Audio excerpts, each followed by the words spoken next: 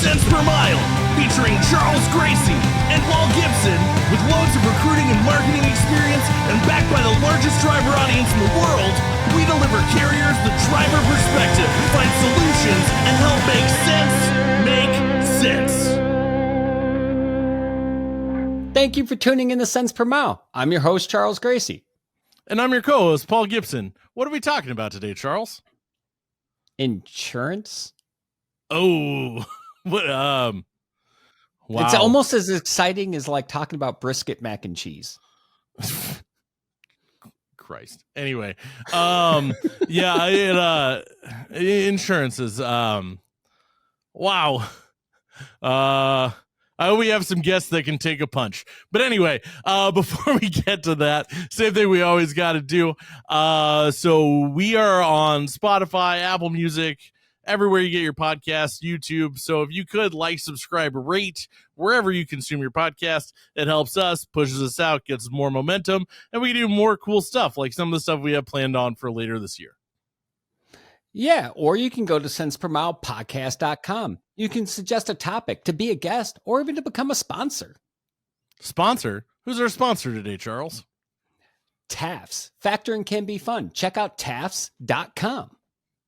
Yep. Shout out to my boys, Brian, Rob. Love those guys. George, everybody over there. Good time. If you ever always wanted a to good see time. Factoring be fun, you got to hang out with TAFS. I would agree 100%. But, you know what's not that fun? Insurance, news, bills, brisket mac and cheese. It is time for the news.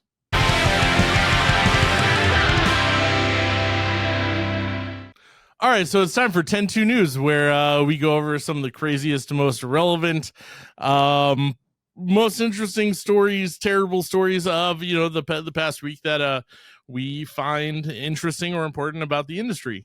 Most time it comes from CDLLife. So this first story, U.S. producer prices flat in June, but tariffs lift good costs. So the producer price index is unchanged in June. Good producer prices rise 0.3% as tariffs start to actually impact and it becomes evident. Services prices fall 0.1% amid a weak demand for travel, and manufacturing production increases 0.1%. So that's kind of interesting. Basically costs of like services and things like that are down, but the cost of actual products are up. Which is kind of led to a situation where it looks like a lot of people are expecting the Fed to either stay still or go down. Looking right, but also looking more towards the rest of the year if this trend continues. It's gonna stay still. But the only reason why I'm talking about this and why I brought it up was for our second story. It is interesting that a truck maker plans to lay off 2,000 workers in the U.S. and Mexico. Daimler announces indefinite furloughs at 5 sites amid slowing market demand. So Daimler Truck North America plans to temporarily lay off 2,000 employees from 5 facilities in the U.S. and Mexico amid weak market demand, company said.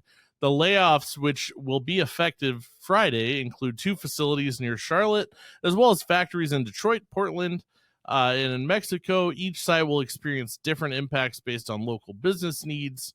And they said, as we navigate challenging economic environment, we've seen notable slowdown in new truck orders, particularly in our medium-duty, on-highway, and electric vehicle segments.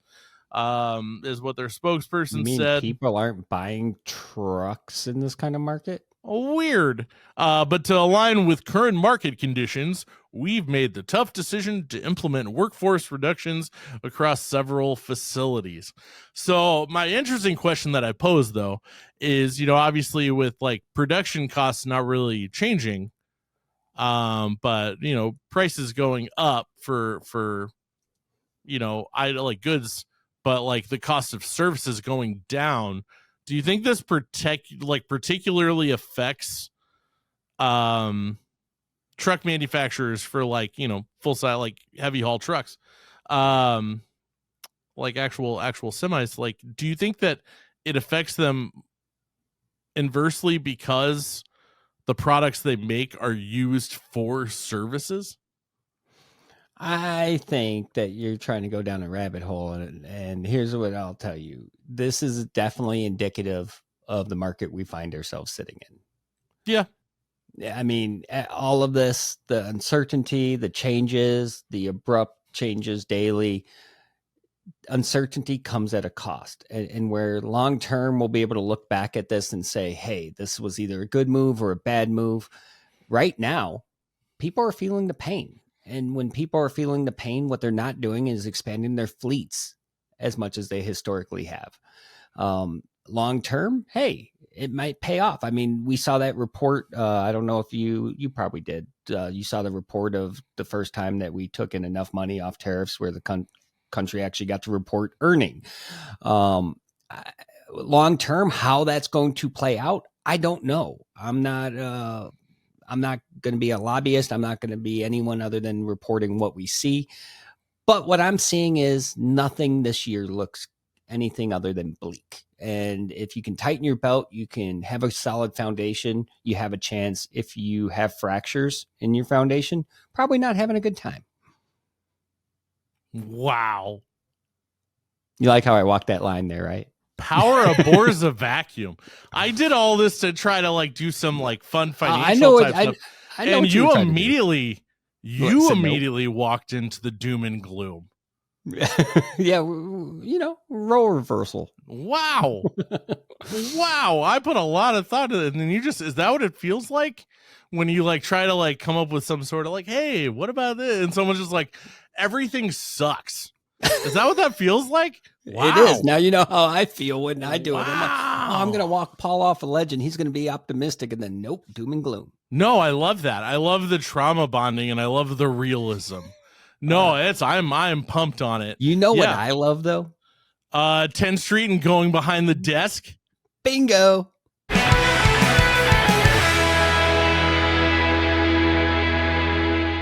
Well, it's time to go behind the desk, and we got Ryan Rogers from Tenstreet with us. Welcome to Cents Per Mile. Hey, thanks for having me on. Yeah, we talked about the news, and it wasn't all that exciting this week. And then later on, we're talking about insurance, and that can't be that exciting. But let's talk about what you guys are cooking up over there.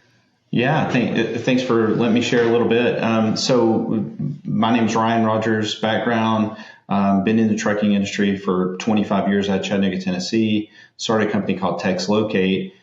So we are doing driver communication between freight brokers and drivers, making it easy, really promoting it around no app, because we know the drivers get a little frustrated using apps and logging in and all those kind of things. So we do location, two-way chat, image capture for POD. So a lot of the drivers out there today are using our product as they work with freight brokers.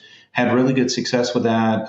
Tenstreet acquired us back in February, really about getting deeper and closer to the driver in communication, operational things. One of the areas that we are co-developing today between TexLocate and Tenstreet is really around this idea of the fraud issues that are going on today. There's products like Highway out there that are doing a really good job that are at the carrier level. So between us and Tenstreet, we are all focused on the driver. So we were thinking, how do we get a product that protects the driver?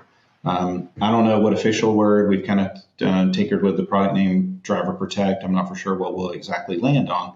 But the idea is having a way to help protect the drivers with identity theft.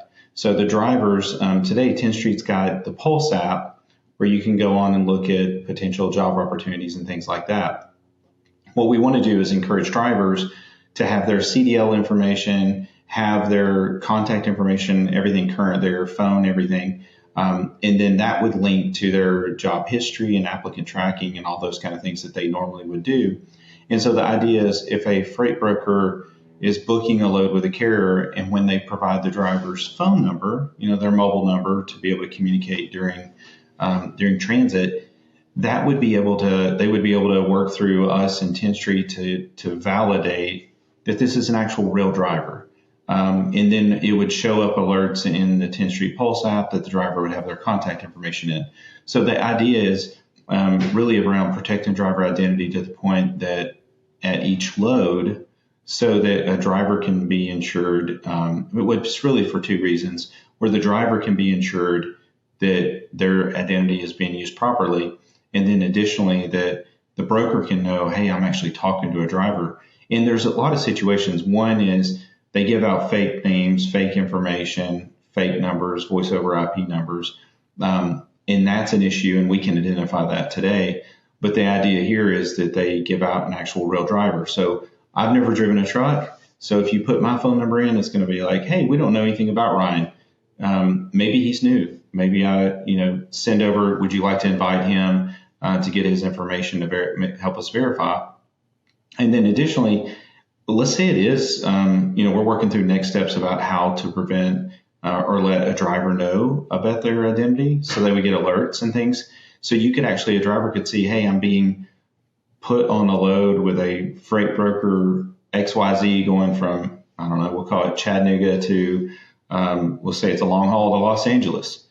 Well, what if the driver is like, I'm not on that load? Because what my feeling in the fraud area of what's going on is a lot of times I think they're using driver names and phone numbers for loads that they're not on and don't exist. Well, you have that happening, and then you got DOT numbers being sold without actually properly being sold, so they're not going through the vetting process. There's multiple layers, and that's what I've come to learn about this whole fraud thing. Is there's multiple layers to this onion, and I think it's much like truck parking. It's going to take the private sector, it's going to take the government working together, collaborating in order to fight this and put it to bed permanently. Yeah, I think you're right. And when we were talking about it, Tim, the founder of Tenstreet, and myself, we were talking about ideas. And this is one that just hit so well with both of us because we want to make things easier for the driver and we want to protect the driver. Those are our core customers, using the products that we have. And we thought no better way to do that than the issues going on with fraud. And right now, I know everybody gets probably tired of hearing about the fraud issues because it comes up so often. But the reality is it's occurring so frequently, and they're using all different situations to do that. So the more we can do things, and instead of just only protecting, quote, the broker and the carrier, we really want to take it like protect the driver. We want the driver to feel comfortable. Like the Pulse app is the driver's app. It's built for them and for their benefit, and not something that's forced to be used. But this is where you can protect your identity. Encouraged to be used. Yeah, exactly. And you like it, and it's built for you, and not. Well, you know how you can do that. You start putting Paul and I on the app. You start putting us on the app, and they will come. If you build it, they will come. Yeah, that'd be great. Well, if you build it, you put us in it, then they'll come. Yeah, well, we've already got built. We need to figure out how to put you in it. But it's really, I look at it as drivers, who's looking out for them. This is the way we look out for them personally, and, from a professionalism and professional position that they can put their identity and feel like, hey, yeah, I'm protecting my identity. So people aren't, pointing at me when situations happen. Because a lot of times, with the identity theft, they'll call that driver, and their driver's like, I have no idea. I'm not on that load. Somebody gave you a random phone number. I didn't do anything wrong. It happens all the time. And they're just basically, a lot of the fraudsters are just buying time so that they can cause more delays where they can make everything disappear without anybody knowing. So that was some good stuff, Ryan. And I appreciate you dropping in for Behind the Desk with Tenstreet, and look forward to hearing more about it. Yeah, sounds great. Thank you for having me on. At TAFS, we offer unparalleled trucking excellence and service. Enjoy exclusive benefits like fantastic tire discounts and 1-hour advances for quick cash. Recognized as the top factoring company in 2023, we're your partner for success. Access business loans, manage finances with ease through our client portal, F2 fuel card, and mobile app. Contact us now to see how we can help your trucking business thrive.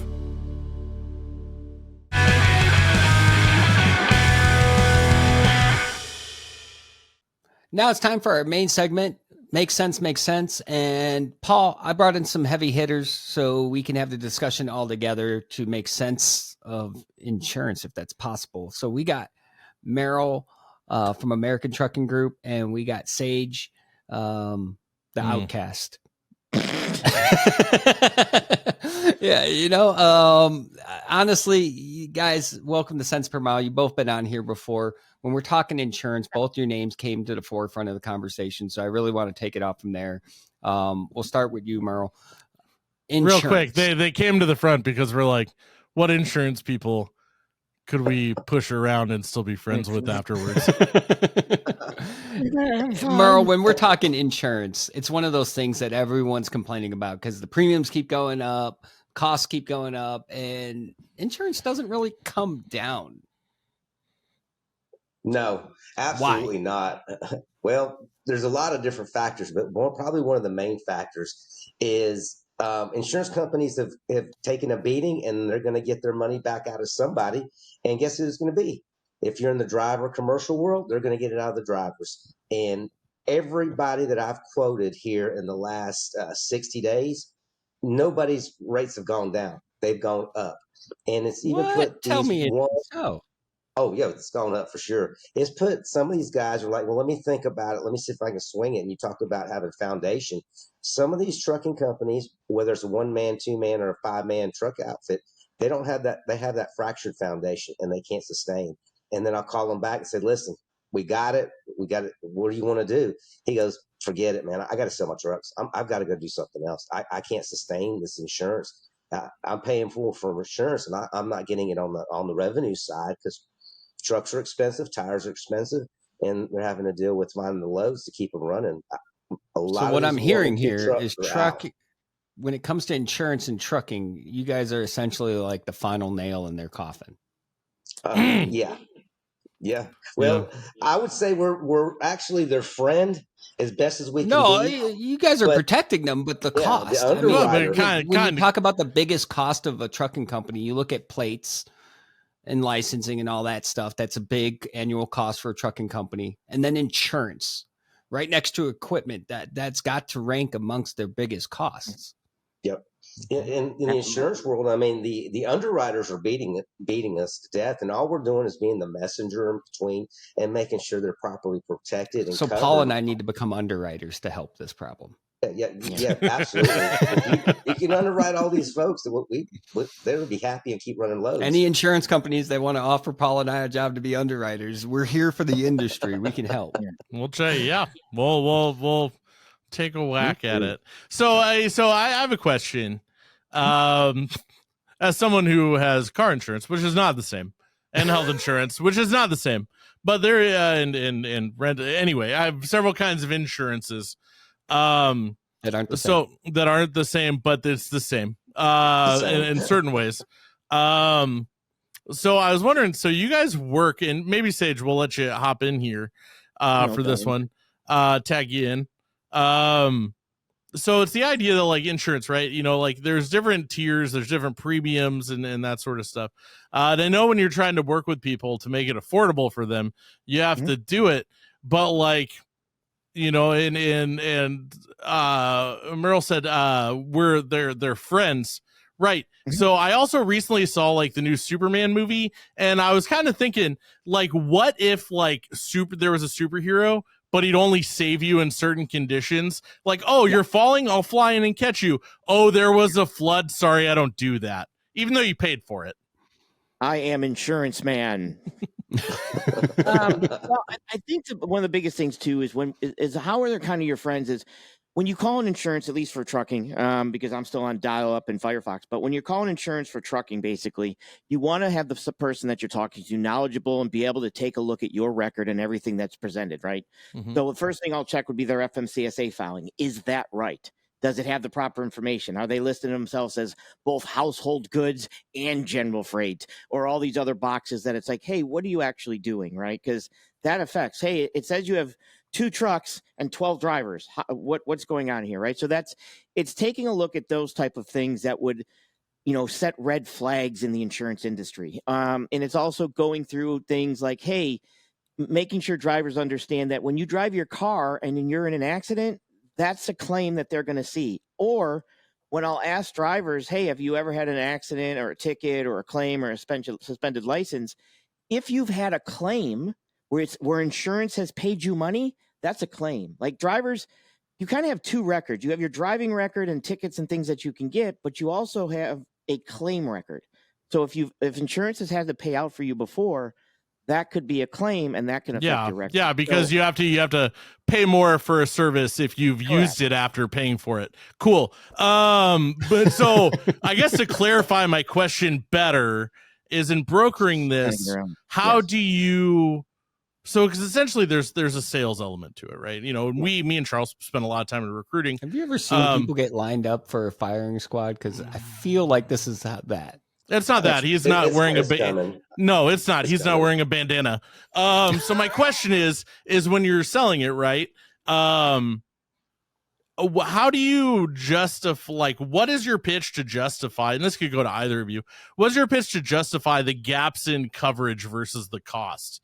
So it's like, I'm paying for this and I'm paying for this, but in this situation, even though it puts me in a similar spot, you're not going to cover that. How do you sell the gaps in the coverage? In regards to, so the coverages that we're selling is kind of standard in trucking industry, right? We're selling the auto liability, we're selling your cargo, your general liability. If you need trailer, that's kind of standard.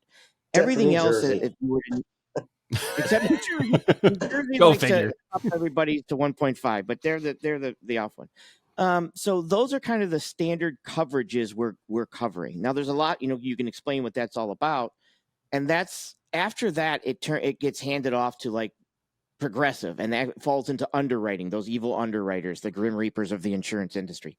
And then you have claims agents. So that kind of falls down that they're going to come back and look at that. So we're not really selling any extended policies to most of the carriers, the new carriers that are out there. We're selling that blanket, that auto liability, cargo coverage, general liability.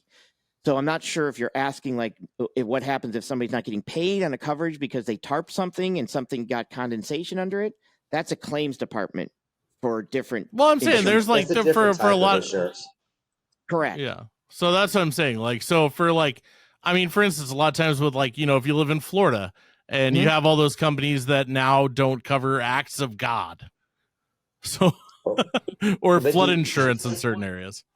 So like when there's stuff that like, is there stuff like that you can't, like, that's standard? You say standard. Is there things that are like standard to not cover? Yeah. Generally, the basic underlining stuff is always going to be there. You're more, like he just said.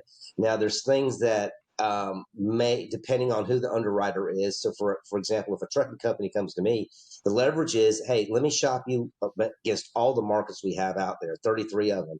And instead of you having to have the same conversation 33 times. But by me understanding, and I'm sure you as well, is understanding what they do, what they haul. If it's reefer, do they swap trailers? Are they using their own trailer? Those are all different types of additional coverage that may need to come into play. So they might need a reefer interchange. They might need a trailer interchange. There's all sorts of other things. What do they haul? Is it hazmat? Well, if that's a hazmat type load, now we're going into a whole different type of risk group.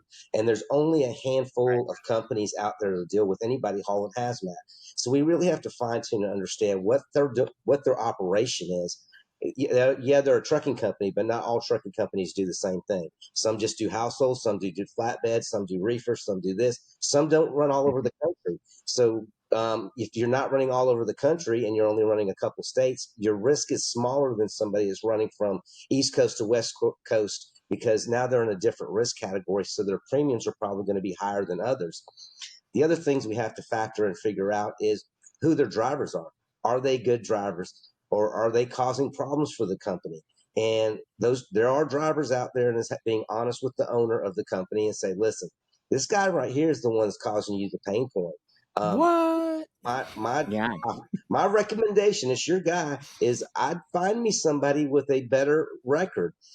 Insurance is like a credit score. If your credit stinks, they're not going to give you anything. And the same in the trucking industry. If your overall rating in FFCSA and insurance stinks, it's very hard to get you insured in this market. There are people that will do it. They're called risk management groups, and you're going to pay for it. And if you aren't bringing in the revenue to get it done, you're going to be out of this industry. 100%. And that's what our job is to truly take the time to understand what the truck driver is doing, what he does that. And the better agents know the industry and will take the time to do that, to find those those tweaks to get you the best price possible. Now, I did want to take a minute with you guys because we do beat up on insurance quite a bit on the show. But the reason we had asked you guys is because I think a lot of times people associate the negative with the people that are out there selling. And that's not, you sell what you sell, you communicate what you communicate. You're not the ones making the rules. You're not the ones underwriting these things. We brought you guys on because you sit on two sides of this and you guys try to communicate it as upfront as possible with people, which is why you're here. Right. So there are good people that work at the FMCSA. Yeah. So good insurance, folks. Same thing. Tell real quick. Can you, before we close out the show, can you guys tell me where people can find you guys? We'll start with you, Merrill. Yeah, they can simply call me on my number, 229-500-5202. It'll come straight to my cell phone. You can text me at that same number, say, I need some help. I'll sit down and have a free risk assessment and consultation with you and understand your operation and advise you which direction to go. If I can help you, I can. There are clients that we deal with that they've got good policies and what they're being offered is higher. And I tell them, stick with what you got. Quit shopping. Quit looking for. It's like telling a driver, quit looking for a job. You've got a good job. Just stay where you're at. Yeah. And Sage. Yeah, same. You can sageoutcast.com. You can reach me, find me there, and then that'll have my YouTube page. That'll have my link for my insurance type stuff, and even everything. So for me, it's just like I said, the same thing he said. The grass isn't always greener. Just find somebody that knows the industry that you can talk to, be comfortable with, that's going to be honest with you and tell you it like it is. It's like trying to find a trustworthy broker, though, when you're talking insurance. It well, is. no, I'll tell you. Oh, man. I'm just saying how it is. Yep. I feel like so to summarize all this before we get out of here, I feel like so essentially insurance companies are to trucking companies what overregulation is to truck drivers, except for it's all financial and not necessarily set by law. Yeah. But it is good. It is good to know that there are good people who can bridge that gap the best it can be bridged as a necessary evil. Yeah, we'll have to have you guys on again to break it down because I think there's a lot to be unpacked there. But appreciate you guys coming on the cents per mile. And Paul, I think it's time for us to get out of here. Yep. It is that time. So thanks for tuning in to Cents Per Mile. I'm your host, Charles Gracie. And I'm your co-host, Paul Gibson. See you next time.